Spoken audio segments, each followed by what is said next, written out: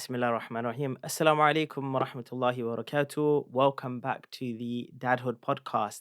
Now, it's been a while since we've done our last episode. That was before Ramadan, and now it's been a few weeks after Ramadan. But I've got a really good episode lined up. I had a recommendation from our last guest, who was Omar Da Costa, and he said that we should reach out to this particular guest that we have today. And we're going to be going through a journey looking at, like we have with previous guests, views on philosophies on fatherhood and exactly how do we instill certain attributes into our children. So, welcome to the podcast, Saqib. Would you like to please introduce yourself for our viewers? Assalamu alaikum. Yes, thank you for allowing me the platform. Saqib Qureshi, I'm based in Toronto, been here for the last dozen years, otherwise British. I have three sons, 12, 14, almost 15 and 17. The 12-year-old doesn't understand how I had a childhood without Wi-Fi. He doesn't understand how I survived it. The 17-year-old finally got there. So basically, my hands are pretty full with work. I develop real estate investment businesses. I'm also writing my third book, or I've just written my third book, so it kind of keeps me occupied. But fatherhood has multiple transitional stages, and I've kind of been through a few already. I've got a few more to come. Amazing. Thank you very much. You already stole my next question, which we usually start our guests with, which is how many children do you have? But the second part to that is how old were you when you became a father? So that would be quite interesting to know. So I was 32. Okay, 32 inshallah. when I became a father, yes. So people would be very, very shocked because you don't look much older than 32. So how do you have a 17-year-old? And I remember we spoke about this. I was shocked myself in our first meeting. Maybe we can start on that side and then come back to the fatherhood stuff, which is why do you look so young? Are you taking care of your health? Why do I look so young? Another way, I often ask myself, why am I so goddamn immature? Why do I look so young? Obviously, genetics has a huge part to it. My Yeah. mother is quite young looking as well, so there's a huge piece there. A second thing is that I look after my health. Yes, I exercise every day. I eat reasonably well. I avoid saturated fats. I avoid refined sugars. Yeah. Eat plenty of fiber. Drink lots of water. And some of that emanates actually from my role as a father, because when I was in my early teens, I can still remember a birthday party that my parents held for me at a restaurant in Northwest London in Golders Green. And I still remember it vividly because out of all of my friends who attended, only about like 8 or 9, most did not have a father.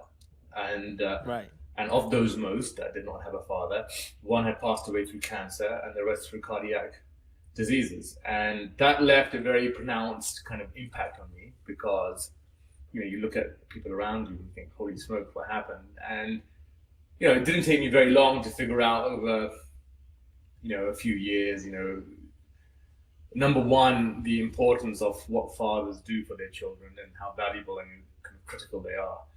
But also, with time, I began appreciating that looking after your health was important, and perhaps more so if you're South Asian, because we are a bit more vulnerable, unfortunately, to cardiac issues. And so I made it a point quite early on in my 20s that I would maintain, a kind of high exercise routine. And I think in my 30s onwards, I began becoming more aware of the role of nutrition in Yeah. our health.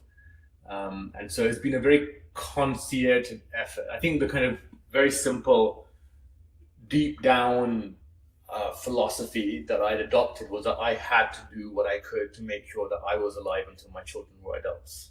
I did not want the kids growing up with, like a 5-year-old or a 10-year-old or a 15-year-old without the cover, support, love, and guidance of a father. Because I'd seen what that had done to some of my friends. It's not an easy place to be. And so I made it a resolution quite early on that I was not going to let that happen. And so, Yes, in answer to your question, a long-winded answer, genetics is a part of it, and part of it is exercise every day, almost without fail. Like I would say, I miss 30 days a year tops. And that's typically because if I'm traveling, that I won't exercise for on the long haul journey flights, on days that I have long haul flights.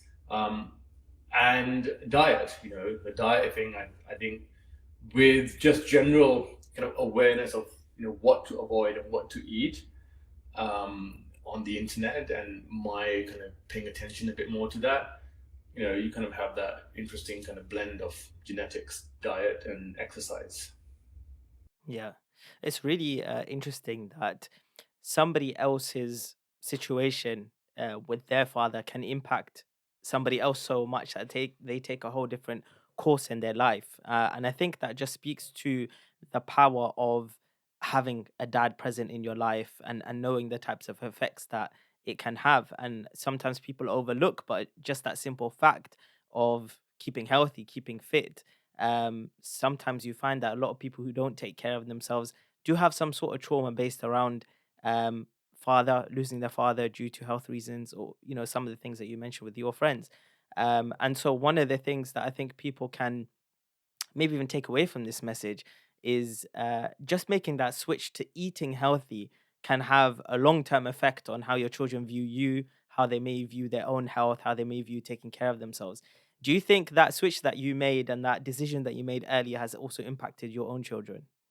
Yes, profoundly, because they see me exercise in the basement every day. So that expectation that kind of, it's a normal thing to do to exercise as part of their life. They see the food choices that I make, and sometimes they'll ask, why do you order that? Or I'll say, I'll order this because it's got high protein and high fiber.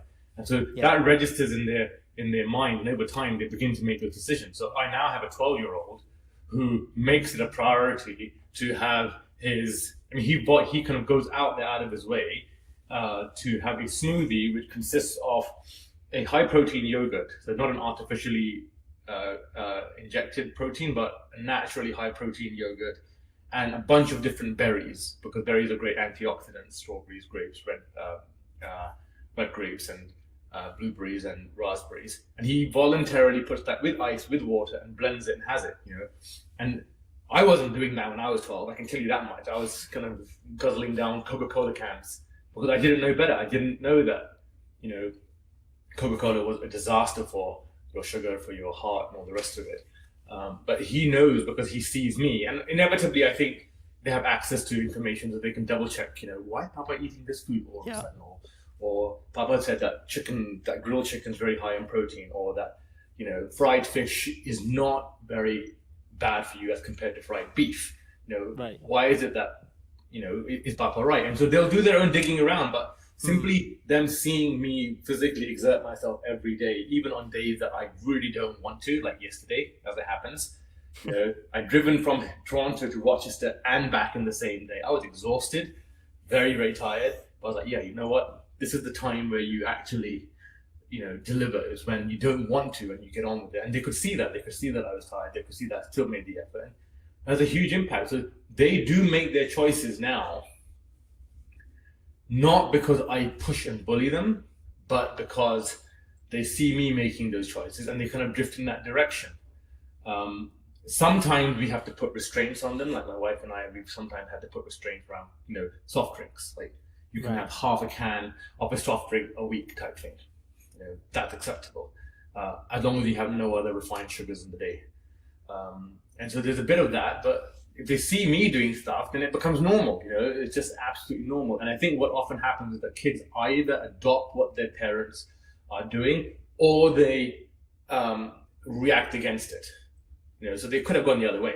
They could have kind of just said, "Look, Papa's an exercise nutcase. We're not going to be like him with an awful lifestyle, and I'm now going to sit there with my bag of cheesy nachos and consume them." But they didn't, which is nice. It's nice for them to kind of look at the diet and say, yeah, this is healthy, this is not healthy. Should I be taking this, Papa? What should I have after my rugby game? What should I be drinking before I do a long distance run?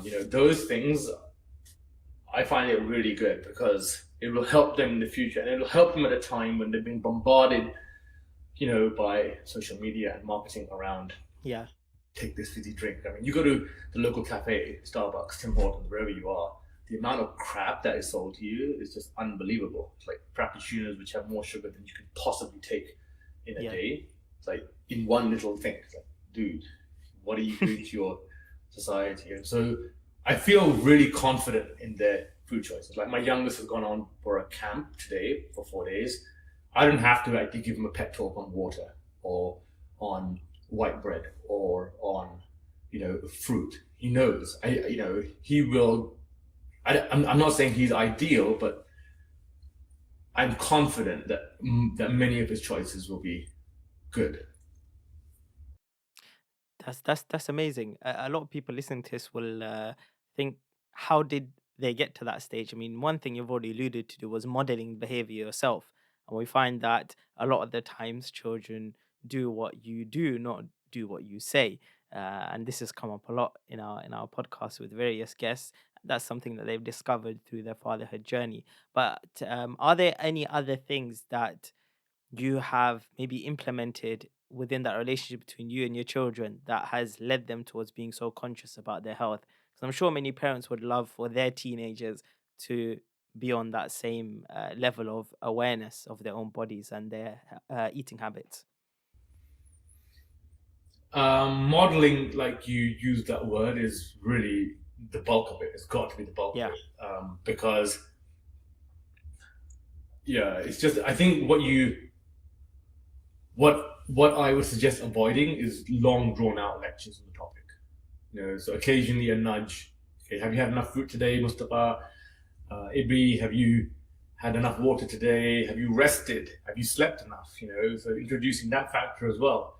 And with all of these techno gadgets that we now have access to, we know if we are sleeping well. I mean, I know if I'm sleeping well, and so do my boys, because I've actually got the elder two wearing straps that tell me how much sleep they've had. And so there's a piece around that maybe as well, but I think fundamentally it just got to do with modeling it. The straps, like the Apple watches or your Whoop bands or what have you, they are useful as well, because if your kids want them, they're a really addictive kind of thing to get into. Like, you watch how much your sleep is. So my eldest wasn't sleeping enough. I knew he wasn't sleeping enough, but I didn't have the data, the hard quantity data to kind of reinforce it. He started wearing this Whoop band. The Whoop band tells him you aren't sleeping enough. Now he starts making slight changes to his lifestyle, accordingly. So you've got a kind of extra piece of technology which can reinforce that modeling. I think the one thing that does bug me about all of this is that I don't want my kids taking it to the nth level. I don't want them calorie counting. So, right. that is a piece that for me is like, nope, we're not calorie counting, guys. We're just not interested in that. We're interested in eating plenty of proteins and fibers and fresh fruit and vegetables, but we're not interested in counting calories. And I've had to push them back a little bit on that when I've noticed that they're doing it. Like they look at a label, a nutrition label, oh my God, Papa, it's got 200 calories in a glass. Like, look, look at the calories. Focus on the nutrition. You're growing, as long as it doesn't have trans fat, as long as it has low saturated fat, as long as the refined sugars are few and far between, you're good. So there is, you've got to be a bit careful. I think with boys, I suspect there's a different journey than it is for girls. I don't have daughters, but I think the social pressures on women and young girls, ladies, is a very different conversation because of body fascism and all of that universe. It's just a very different universe. So I can't speak to that, and maybe that's probably a good thing, because my gut instinct is that their journey is possibly more challenging and nuanced, but I don't know. Okay, great. Thank you very much for that. So you mentioned in your introduction that you are involved in property. You are also an author. It seems like you travel quite a bit as well. So within that huge busy schedule, how do you actually find time as a dad also on top of that to actually work out? Because there's going to be a lot of dads watching this thinking, I used to be going hard in the gym before I had kids. Now I've got kids, I'm too busy. I've got responsibilities at work, responsibilities at home. I can't fit in a workout anymore. So to that crowd of people, I would say wake up 5:30, get the workout done. I get thought it you were done going to because say you have wake more. up, as in have a reality check. Sorry. I thought you said wake up, as in have a reality check. No, wake up in the morning when your time is most in your control. Like 5:30 in the morning is typically, nobody's calling you, nobody's expecting you to respond to an email. The banks aren't open.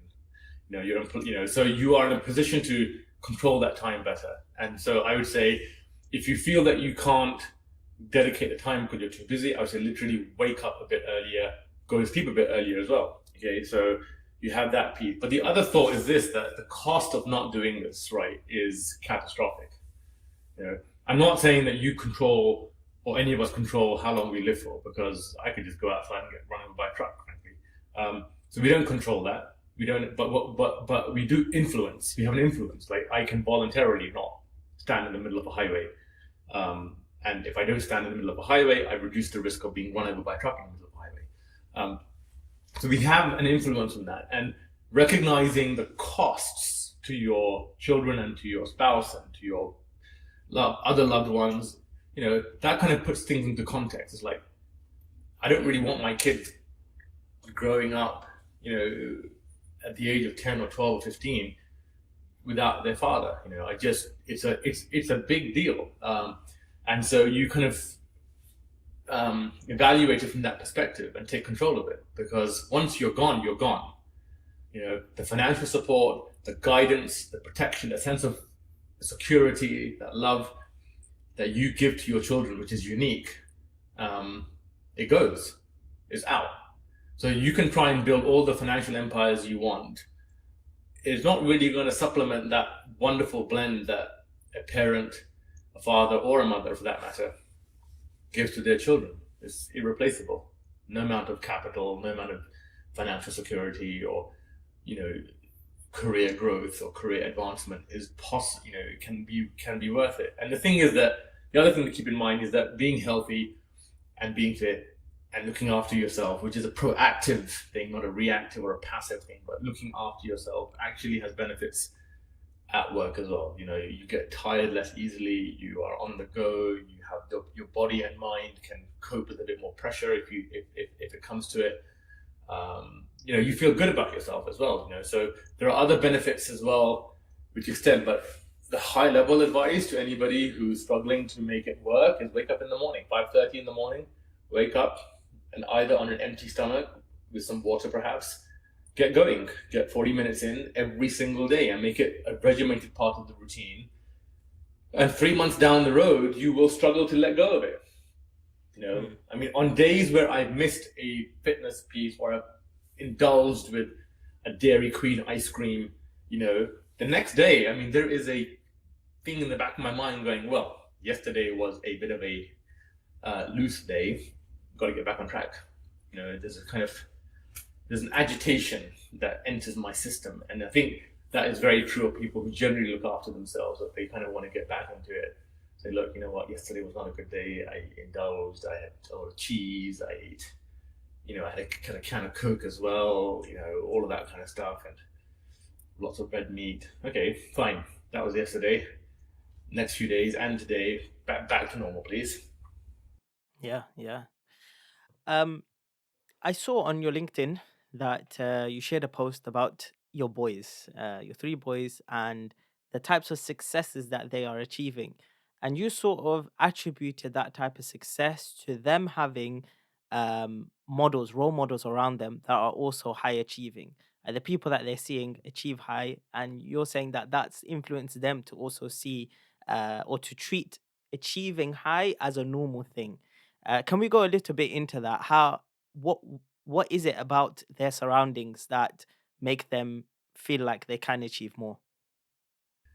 So most of my closest friends have, if we kind of narrow things down to a very, very limited definition of success, like career success, most of my closest friends have succeeded in their careers, whether it's in heart surgery or law or finance or whatever else, or academia. Most of them, for one reason or another, have demonstrated extraordinary success. And these are friendships that go back to when I was in my teens.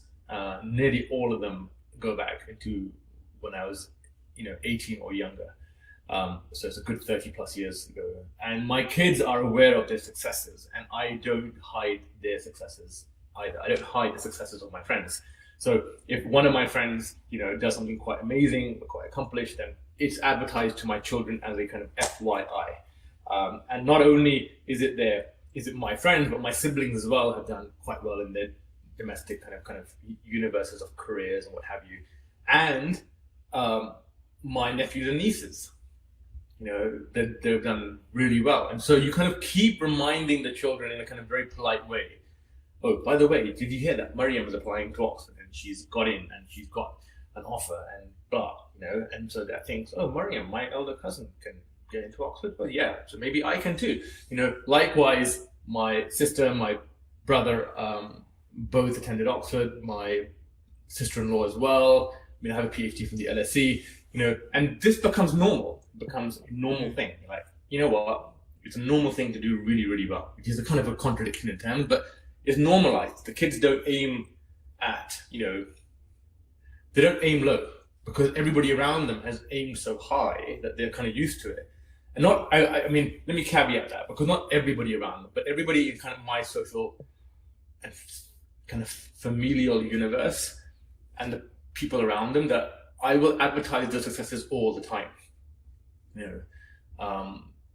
in a way that makes them realize that actually, if that person can do it, I mean, I'm sure my kids wonder, wait, if our father can get a PhD, then it really can't be that hard, which is really the mindset I want them to have. I want them to feel, yeah, if this guy who is really very, very immature and doesn't look like he's particularly smart can get a PhD, in something that he doesn't really feel very strong, it's like not a natural strength subject of mine, well, then I can do it too, And so you encourage that by just sharing the information about what else people are doing around you, particularly their successes. And that's the thing that you want to keep doing. And you want to do it in a way, I think, which does not present itself as a nag, why don't you do this because so-and-so did this? No, none of that. Let your children figure out their own paths, but make sure that the trajectory is very, very high. Let them figure out if they want to be a world-class painter, or they want to be, a great management consultant, or they want to be an entrepreneur. Let them figure out their own kind of journeys without making direct comparisons. But you can definitely say, yeah, you know what, look at Daniel. He's playing football for an under 17 team when he's only 15. Whoa, that's really good. So that's the thing. And so when the kids come home with successes, again, those successes are applauded at home. I think the danger to this is you don't want the child to feel that if he doesn't succeed or she doesn't succeed, you don't want them feeling that they are unloved, that they don't have value. That is such a powerful problem. You don't want your love and affection and care for your child to be a function of their success. And so you've got to also drip into them, the fact that you do love them, which often parents don't communicate.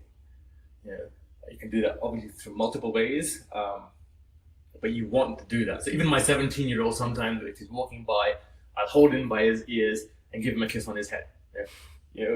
And just verbalizing that, I do love you very, very much. You're really, very, very important to me. And that kind of just makes them realize, yeah, you know what, success is very important to us. We want to do well in life, but my worth or their worth is not a function of their bringing home A grades and getting the sports team and doing this and that and the other. So there's a danger, again, in getting too far down this road, I think. And I think you want to avoid that, because that does create for insecure children. Mhm. I mean, this is incredible advice, and it's amazing that your children can have such people around them that they feel like they can model themselves off. But what happens when the comparison becomes a pressure? So, I mean, you did allude to that already, but it could be that they feel like, they're doing incredibly amazing things. And, even though they may have some more confidence in them in comparison to maybe other children who don't have these models around them, there still may be that level of pressure of wanting to, not maybe not wanting to achieve to that level, and then feeling like, well, if I haven't achieved that much, maybe I'm not doing so well in my life, even though they may have achieved a lot in comparison to many others. Yeah, you know what? I went through that as a child. I had a elder second cousin who fortunately I didn't meet very often, but I'm still quite close to right now. Khurram Jafri, actually in London, and my mother and my father made it a point that every time I would meet him, I would be reminded as to how great Khurram was and what I had to do to get there.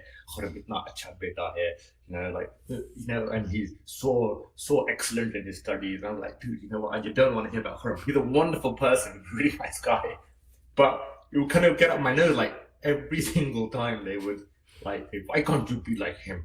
Like, dude, what am I doing wrong? I'm doing the best I can. And so, yes, there is a fine line. There is a boundary that you do not want to cross. You want to, yeah. I mean, I'm sure I'm sure I have, been guilty of it once in a while. I think any parent that wants their child to do well will inevitably flirt or cross that. I just think that the overwhelming message has to be that you do love your children, irrespective of what successes or what career paths they have. That's really, really important. I think there's a bit of a taboo around that fathers may not express that thing. I don't know if that's true or not. Certainly it's a stereotype, but I think you've got to instill that piece. And the comparisons, I just think a bit of emotional intelligence would be useful, just to say, look, you know what, I don't want to grind into his face that so-and-so has done really, really well, because that other person's a different person, got different criteria, got different focus in life. And you want to applaud that, and you want to applaud the ambition and the ethic, the work ethic and the trajectory. But you don't want to be applauding that person so that your child feels that they are worthless or they have less worth, and they're less valuable to you. So there is, you've got to apply a bit of common sense to this, which is not, it's easier said than done in the heat of the moment. I will say that it's easier said than done, and I think if you're mindful that it's easier said than done, that does help. You kind of be, I don't want my son or my daughter to feel this, so I'm going to say that so-and-so's son has done really well. And by the way, whatever field that you choose, providing you put your mind to it, bloody hell, you know what? You could do really, really well, or you are doing really, really well. Yeah. And that's something that I think I have communicated quite consistently to the kids, that whatever they put their minds to, they will do really well. Just a question of figuring out where they want to put their mind to something, what they want to excel in. Once they figure that out, which is not an easy journey for a teenager. Many people in their 20s don't know what they want to do with their lives, let alone asking a teenager to get that right. But once they kind of figure that out, you want to be able to say, once you figure it out, I have confidence that you'll pull it off. Amazing. What tips would you give in that aspect of helping your child towards a vision? Is there anything that you found has worked when you've spoken to your children about achieving, about doing great things with their lives and sort of not being so lazy? Is there anything that sort of worked, and how has that conversation kind of gone?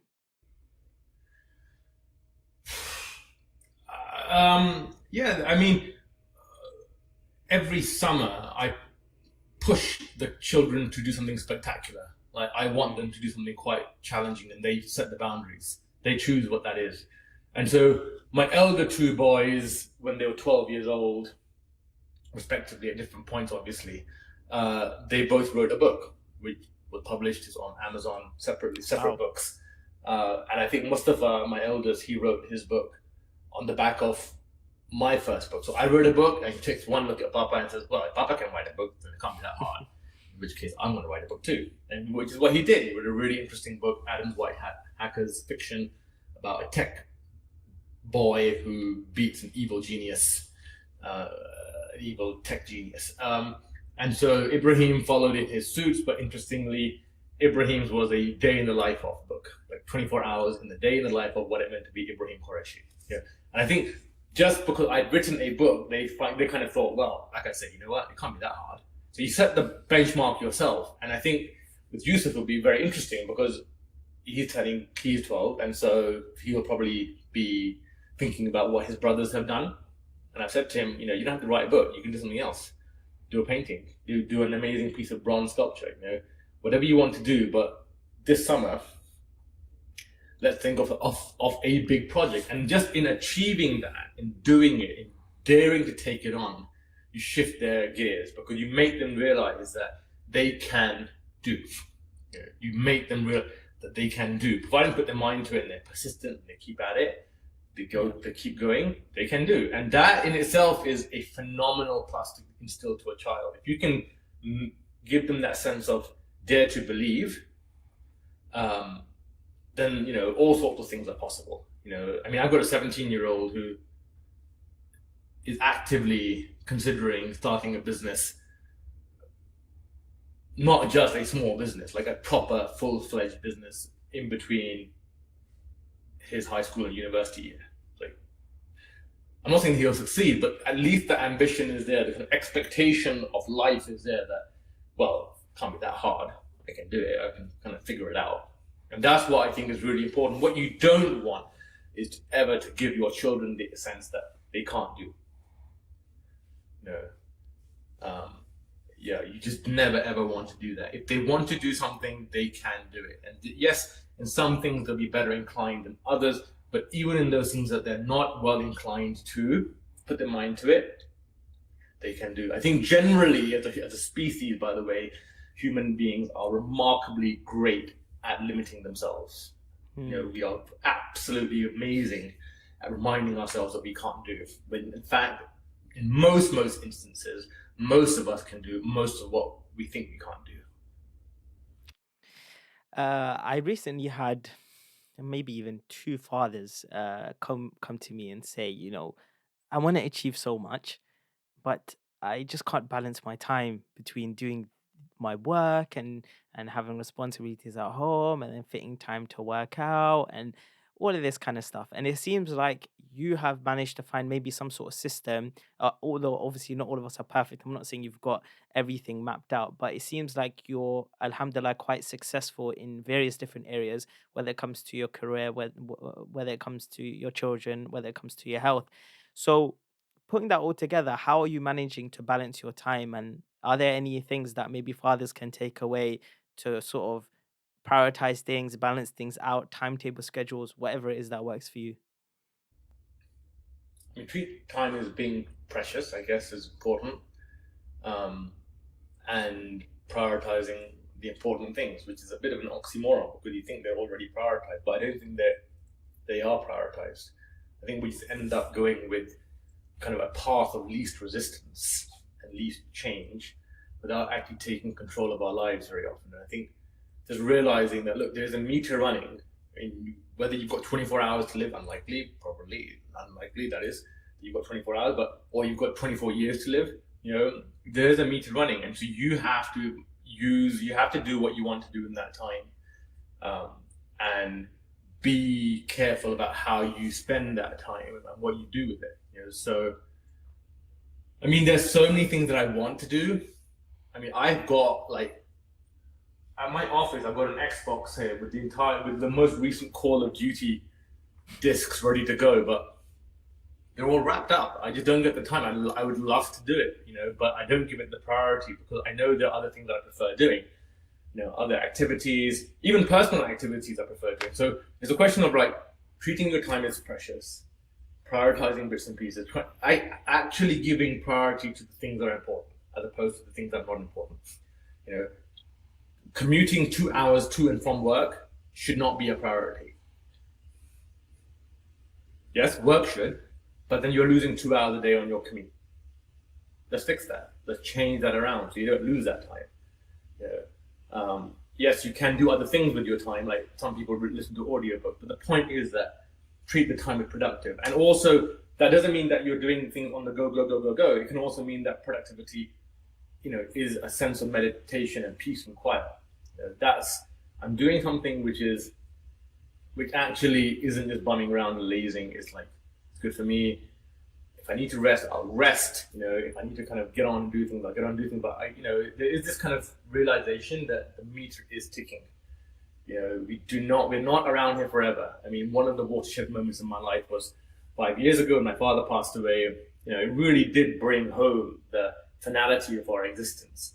And obviously, you will say, I mean, anybody will say, obviously, intellectually, we all know that we're going to die. But I think once it becomes visceral knowledge, it's a different level of, it's a different level. You kind of say, I've really got to be a bit more tight. And the other thing, by the way, is never let people tell you what you can do and cannot do in a time allotted. I was told right from the get-go that my PhD would take at least 5, if not 6 years. I did it in 2.5. I just couldn't care what people were saying in terms of how much time I needed. I was like, no, what? Thank you very much for your comment about it taking 5 years, but I don't understand why, and I'm just kind of gonna ignore that. And then you set yourself with time parameters. Say, I'll do this in half the time that everybody thinks it'll get done, and that enables you to free up other time as well. So if a work stream is given to me and people think it might take me 2 hours and I don't want to give it more than half an hour, I will get it done in half an hour. I don't know how or why, but I'll just say, look, I don't want to give it more than half an hour, so I'll give it half an hour and I'll get it done. Amazing. Really good tips there. And I know we're coming sort of towards the end. So just wanted to ask you one last question, which is, I haven't really asked this before to anyone, but I can see a lot of passion coming through when it comes to you being a father. It feels like many different aspects of your life are linked back to your you being a father, you having the responsibility of the children. What is it about fatherhood that you feel so passionate about? Why is it that these various things that you do in your life link back to that, and it's not the other way around? It's not, you know, uh, my career is at the top, and then everything comes below that. Why is it? That's what it feels like anyway. That your children or your role as a father and responsibility comes on top of everything else. Yeah, no, you're right. I didn't realize it, and as you asked the question, yeah, I hadn't realized it until you'd asked the question, and my instant response is that I can't be the only father who loves their children, so there's nothing unique about that. I think in my case is that thought goes into my mind, or that feeling is something that I'm self-aware of. Mhm. Like I have a self-awareness.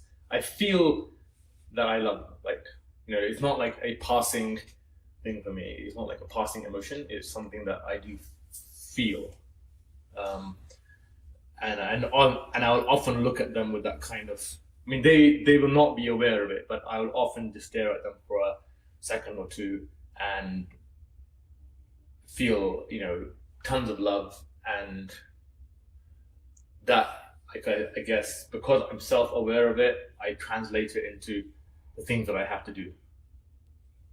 It's like I have to do things. I have to look after my physical self. I have to be available in the house after 5:36 p.m. I have to play around with them, mess around with them, be the juvenile delinquent of the three boys.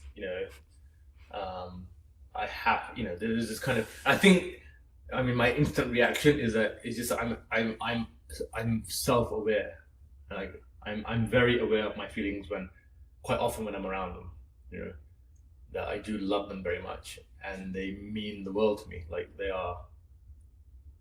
So if the three kids didn't exist, they would be seriously, like, if for whatever reason, not like death, but if they literally had never existed, you could just say that my universe goes from color to black and white. I hadn't thought of that question before. I hadn't realized that there's an awful lot that I'm doing which gravitates. I mean, even the work that I'm doing right now, I would not be working I would not be working at all, actually, if the three kids didn't exist, because I don't need to work anymore. So I'd be like, why am I working? I'm working so that in the event that something really disastrous happens for the kids, they've got a economic safety cushion to fall back onto. Not like in bank accounts, but in terms of career guidance, in terms of opportunities, in terms of ideas, in terms of being able to support them. Incredible. Well, on that note, thank you very much, Saqib, for joining us. There's been some incredible insights from you that I'm sure people will really, really benefit from. So thank you very much once again for joining us. Shoaib, you've given me some room and food for thought as well. So I've learned something about myself in this conversation. So I really appreciate you taking the time. Good. I'm glad that you did. Take care. Assalamu alaikum. Okay, mashallah.